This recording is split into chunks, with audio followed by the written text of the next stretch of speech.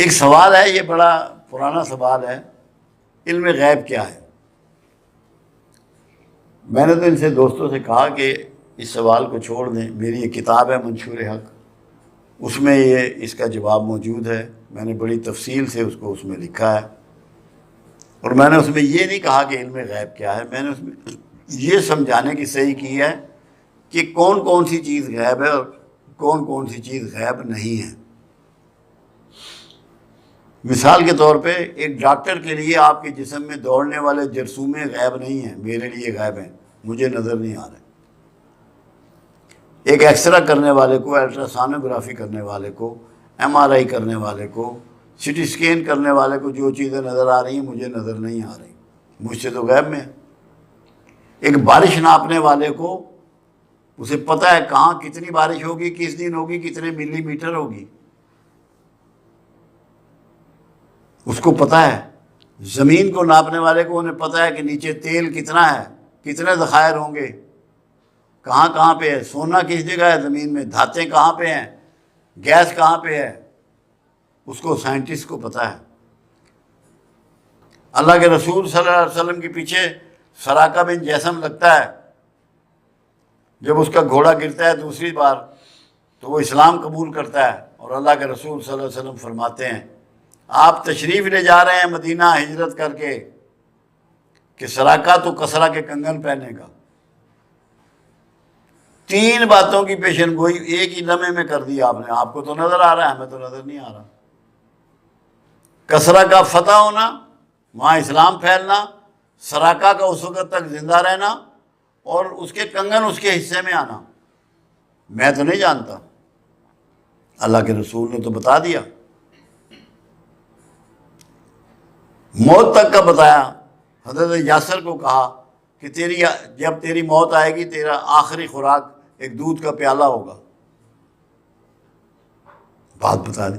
یعنی کہ یہ ساری چیزیں غیب ہیں، موت بھی غیب میں ہے، کسی ملک کا فتح ہونا بھی غیب میں ہے، لوگوں کو اس وقت تک زندہ ہونا بھی غیب میں ہے۔ تو اس کا مطلب یہ ہے کہ غیب ویری کرتا ہے، کچھ چیزیں ایسی ہیں جو کسی کے لیے غیب ہیں، کسی کے لیے غیب نہیں ہے۔ سب سے بڑا غیب جو ہے وہ اللہ خود ہے، کہ سارے مظاہر ہیں اس کے کائنات میں مگر خود وہ غیب میں ہے۔ مگر وہ بھی تو اللہ کے رسول کو ملاقات ہو گئی اور وہ بھی دیدار ہوا۔ ایک جگہ آواز سنی گئی، موسیٰ علیہ السلام کلیم اللہ، اور رسول اللہ صلی اللہ علیہ وسلم سے ملاقات ہوئی۔ قرآن کہتا ہے کہ ایک نیزے بھر وہ جو ہوتی ہے تیر کمان کا بھی فاصلہ نہ تھا، تو پھر اللہ بھی غیب میں نہ رہا۔ پھر غیب کیا ہے؟ یہ قرآن نے عقدہ حل کیا، قرآن نے عقدہ حل کیا۔ قرآن کہتا ہے اے عیسیٰ کیا تو نے لوگوں سے کہا تھا کہ میں اللہ کا بیٹا ہوں؟ قرآن حکیم میں اللہ یہ فرما رہا ہے اے عیسیٰ کیا تو نے لوگوں سے کہا تھا کہ میں اللہ کا بیٹا ہوں؟ عیسیٰ نے فرمایا پروردگار عالم تو جانتا ہے میں تو تیرا ایک ناچیز بندہ ہوں، مگر جو تیرے دل میں ہے وہ میں نہیں جانتا۔ جو تیرے دل میں ہے، جو چیز ابھی ارادہ الہی میں ہے کہیں لکھی نہیں گئی، وہ غیب میں ہے۔ جو اللہ کا پروگرام ہے، جو اللہ کے ذہن میں ہے، جو اللہ کے دماغ میں ہے، وہ غیب ہے، اس کا علم سوائے اللہ کے اور کسی کو نہیں ہے۔ باقی ہر ایک کے لیے غیب جدا ہوتا ہے، جیسا جس کا علم ہے، جیسے کسی کے حالات ہیں، جیسی سائنسی ایجادات ہیں، اس کے مطابق اس کا غیب ہوتا ہے۔ اس لیے ہمیں یہ بات اچھی طرح جان لینی چاہیے کہ اس کا معاملہ ہر ایک کے لیے جدا کیفیت رکھتا ہے۔ اللہ ہمیں دین کی سمجھ عطا فرمائے اور بات کو سمجھنے کی توفیق عطا فرمائے۔ غیب کہتے ہیں، اب غیبت کا لفظ کہاں سے نکلا؟ غیب سے ہی نکلا ہے۔ جو حاضر نہیں ہے جب آپ اس کی بات کرتے ہیں یا اس کی نیگیٹو بات کرتے ہیں تو وہ غیبت کہلاتا ہے، اس کی غیب میں، کیونکہ وہ موجود نہیں ہے۔ تو اللہ تو ہر جگہ موجود ہے، ہر لمحے موجود ہے، پوری طاقت کے ساتھ موجود ہے۔ حضرت علی کرم اللہ وجہہ رضی اللہ تعالیٰ عنہ نے اس مسئلے کو سمجھایا۔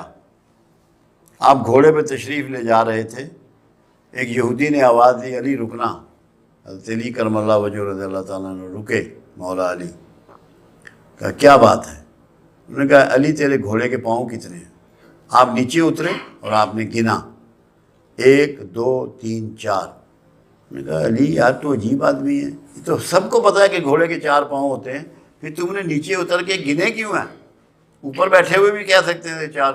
انہوں نے کہا یہودی سن لے، میرا اللہ ہر وقت ہر جگہ اپنی پوری طاقت کے ساتھ موجود ہے، اس کے پاؤں بڑھا بھی سکتا ہے اور گھٹا بھی سکتا ہے۔